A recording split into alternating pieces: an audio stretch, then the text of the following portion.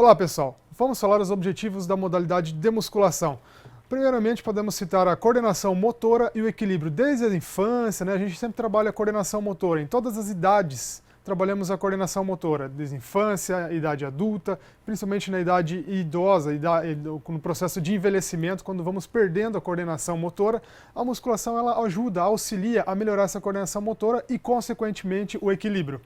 Concentração e aprendizado. Para você que estuda no dia a dia, de manhã, tarde, noite, a musculação também ajuda na oxigenação, ajuda no transporte de glicogênio, de glicose e também com isso vai ajudar na melhoria da concentração e no aprendizado de um estudo de alguma matéria.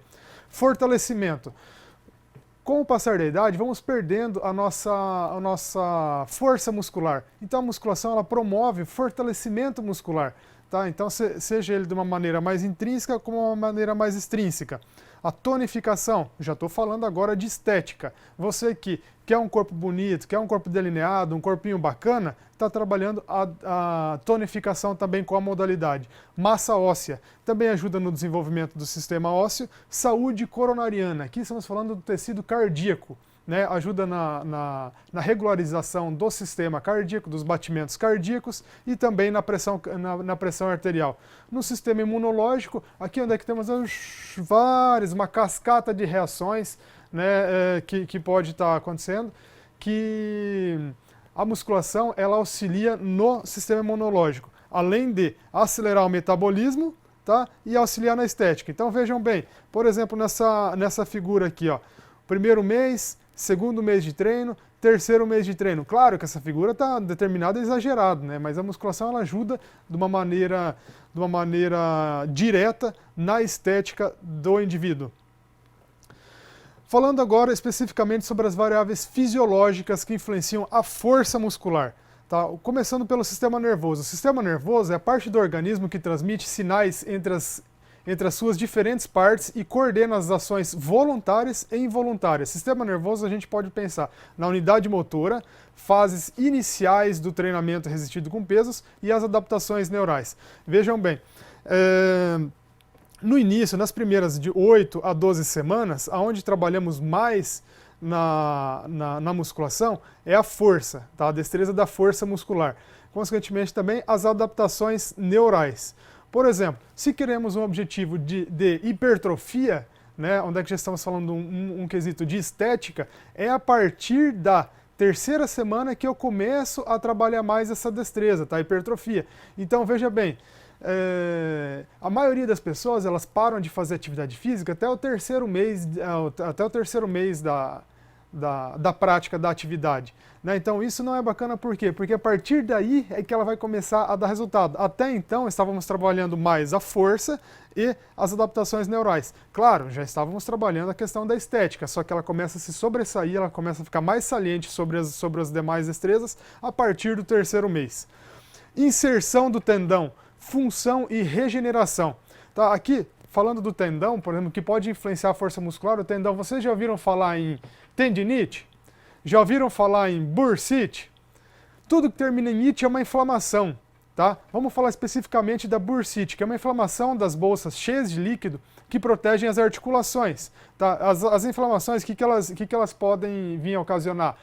Dor, desconforto, tá? E como que eu posso diagnosticar se eu tenho alguma inflamação em determinada parte do corpo? Através de ultrassonografia e também da ressonância magnética. A ação muscular também é uma variável fisiológica que influencia no treinamento. Podemos citá-la: a parte concêntrica, a fase isométrica e a fase excêntrica. Um exemplo, vamos pensar no exercício do supino. Tá? Estou com a barra aqui, a fase concêntrica é quando eu estou empurrando a barra, fazendo a força. Tá? E a fase excêntrica é quando eu estou descendo a barra com o peso. Tá? Também estou praticando a força, mas a fase isométrica quando o movimento é nulo, quando eu estou parado no movimento. Então seriam esses três movimentos de ação muscular que influenciam a força. Não podemos deixar de citar o tecido conjuntivo e o suporte citoesquelético. Aqui estou falando do tecido adiposo, Tá? Estou falando do tecido cartilaginoso, tecido ósseo, tecido sanguíneo, tá? Onde é que temos as diversas maneiras aí do tecido conjuntivo e suporte esquelético. Nessa situação, não podemos deixar de falar da contração muscular. A contração muscular, como que ela acontece? Primeiramente, o cérebro ele envia sinais para o neurônio motor que está em contato com as fibras musculares. Então vocês imaginam o neurônio motor em contato com as fibras musculares. Tá? Então, com a chegada do impulso nervoso, as terminações axônicas do nervo motor, elas lançam sobre as suas fibras musculares acetilcolina, tá? Uma substância neurotransmissora. A acetilcolina, ela liga-se aos receptores da membrana da fibra muscular, desencadeando um potencial de ação, é como se fosse um estímulo elétrico, tá? Então é nesse momento que os filamentos de actina e miosina, um desliza sobre o outro e contraem, tá? Levando à diminuição do sarcômero e, consequentemente, provocando a contração muscular. Então esse seria o fenômeno da contração muscular. Os tipos de fibra podem ser subdivididos em tipo 1, tipo 2A e tipo 2B. Fibras de contração rápida, fibras de contração intermediárias e fibras de contração lenta. Elas têm várias características, dentre quais a velocidade de contração, a coloração que cada uma apresenta, tá? E qual tipo de fibra é ativado em determinado exercício. Por exemplo, a fibra do tipo 1, fibra do tipo aeróbica, onde é que a gente trabalha mais quando a gente trabalha os exercícios aeróbicos, né? E a fibra anaeróbia, quando a gente trabalha mais o treinamento resistido, quando a gente trabalha com mais alta intensidade, quando temos um volume de treino menor, tá? E a fibra aeróbica, a gente já está trabalhando quando o volume de treino é maior e a intensidade é menor. Então, uma é oposta da outra. Sistema endócrino. No sistema endócrino, temos a homeostase. A homeostase é a capacidade do teu corpo manter em perfeita harmonia, em perfeito estado. Ali a gente está envolvendo vários jogos hormonais. Por exemplo, as catecolaminas, endorfina, glucagon e insulina, cortisol e serotonina e até mesmo o GH, o hormônio do crescimento. Tá, então o sistema endócrino ele é um conjunto de glândulas responsáveis pela produção dos hormônios que são lançados do sangue, que percorrem o corpo até chegar aos órgãos-alvo, os quais eles atuam especificamente. Então o sistema endócrino, juntamente com o sistema nervoso, eles coordenam todas as funções do nosso corpo. Então sempre quando há um jogo hormonal, por exemplo, às vezes um hormônio está numa fase alta, ou o outro está numa fase mais baixa, menos elevada, né? Então assim sempre tem esse jogo aí. Então podemos citar também a adrenalina, noradrenalina, as endorfinas que já comentamos também. Tá? Então vamos falar do glucagon.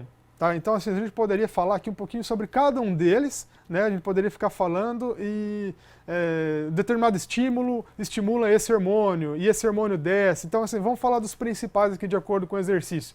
Podemos citar o glucagon. O glucagon é um hormônio produzido pelo corpo, pelas células alfa do pâncreas, que tem um efeito oposto ao da insulina. A insulina ele é produzida pelas células beta do pâncreas, ou seja, aumenta o açúcar no sangue. A insulina é um hormônio responsável pela produção da redução da glicemia e ao promover a entrada das células a entrada de glicose nas células. Podemos falar também do GH, o famoso GH, que ele aumenta, provoca o aumento na síntese proteica. O GH muitas vezes também, de forma estética, ele de forma estética, não de forma sintética, ele é feito a droga, né, onde é que elas são fabricadas para substituir um hormônio masculino testosterona, fabricado pelos testículos. Então, muitas vezes, esse uso indiscriminado aí, em forma de esteroides anabolizantes também. Tá? Então, ó, os exercícios intensos, por exemplo, aqui estamos falando do hormônio do crescimento, o GH.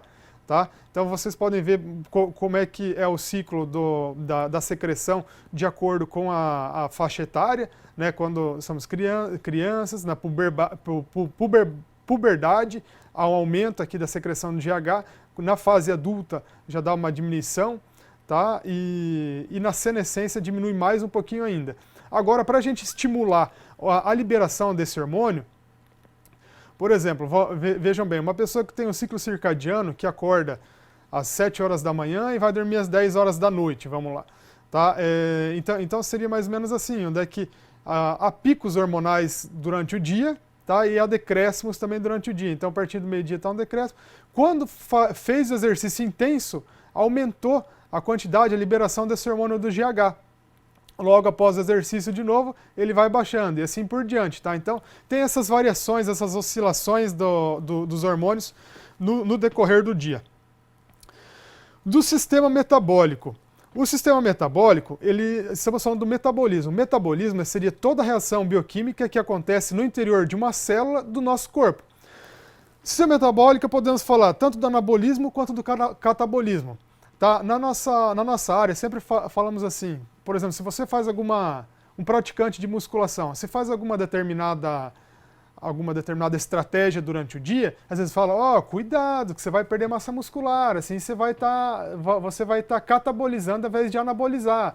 Né? Então seria mais ou menos essa brincadeira que praticantes de musculação faz um com o outro. Mas vamos lá. O anabolismo. O anabolismo é um processo metabólico que sintetiza moléculas complexas por meio de substâncias simples. Já o catabolismo é o processo metabólico que decompõe as moléculas complexas, transformando-as em moléculas menores.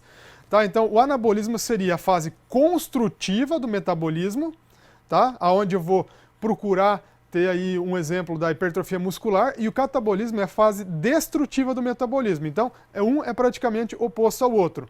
Tá? Onde o anabolismo ele consome energia e o catabolismo ele produz energia. Já o anabolismo pode ser...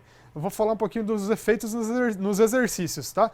O anabolismo, os exercícios anabólicos aumentam a massa muscular, geralmente são os exercícios anaeróbios. Os exercícios anaeróbios são aqueles que eu utilizo bastante carga, tá? e utilizo principalmente a forma de energia de ATP-CP. Nas suas primeiras contrações. Já o catabolismo seriam os exercícios catabólicos que utilizam o alimento armazenado para gerar energia, por isso ele queima gordura e calorias. Geralmente são caracterizados por exercícios aeróbios, tá? Mas não é que um faz isso e o outro faz o outro. É que, vamos dizer assim, os dois eles funcionam de uma forma simultânea, só que dependendo da maneira que você vai fazer o exercício, um sobressai sobre o outro. Né? Então, quando estou trabalhando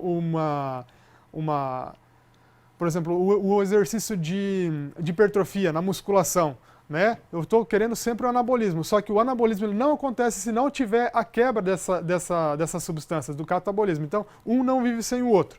Tá? Quais são os hormônios relacionados ao anabolismo? Estrogênio, testosterona, hormônio do crescimento e a insulina. Já o catabolismo seria adrenalina, cortisol, glucagon e as citocinas. Quando ocorre o anabolismo? Principalmente durante o repouso. O anabolismo então, gente, ocorre quando você está dormindo, quando você está descansando. Tá? Então isso aí é muito importante você ter esse descanso para ocorrer o anabolismo. Porque senão não acontece. Porque, por exemplo, se você treina, você não tem o devido descanso, você não tem uma boa alimentação, você não dorme bem, o processo de anabolismo não vai ocorrer. Por quê? Você fez uma microlesão hoje, amanhã você vai fazer um outro tipo de treino, vai fazer uma outra microlesão, você não teve a recuperação, ou seja, é lesão em cima de lesão. Tá? Isso aí não é legal acontecer. E o catabolismo ele é mais funcional durante as atividades físicas. Tá? Então, temos os sistemas energéticos também que podemos citar, o sistema ATP-CP, que está caracterizado aqui nesse gráfico por essa linha azul, tá? Aonde que, aqui vocês podem analisar a questão dos segundos. Tá? Praticamente em até 1 minuto, o sistema ATP-CP é o mais recrutado. Tá? A partir do primeiro minuto até ali na média do 1 minuto e meio, né, até os 2 minutos, já estou trabalhando o sistema de energético do glicolítico. Tá? E por isso, e também temos o sistema aeróbio ou oxidativo, que ele já é recrutado mais aí, tipo, depois de um determinado tempo. Então, assim, os três eles agem de uma maneira simultânea, só que um sobressai sobre o outro em determinada situação. Por exemplo, sistema ATP-CP e sistema glicolítico nos primeiros 2 ou 3 minutos. Depois o sistema oxidativo é que vai levar mais importância. Então, por isso que eu sempre faço treinamento para quem quer o emagrecimento, a perda de gordura, né, o ganho de massa muscular. Vamos dar a importância mais para o sistema ATP-CP, onde é que eu vou trabalhar com bastante intensidade e pouco volume, e depois o indivíduo vou colocar um aeróbio para ele fazer, uma esteira, um cicloergômetro, uma corda, um elíptico, tá, onde é que a gente está trabalhando mais o sistema aeróbio, o sistema oxidativo. Essas são algumas das referências que utilizamos na aula de hoje. E eu agradeço a atenção de cada um de vocês e até a próxima aula. Tchau, tchau.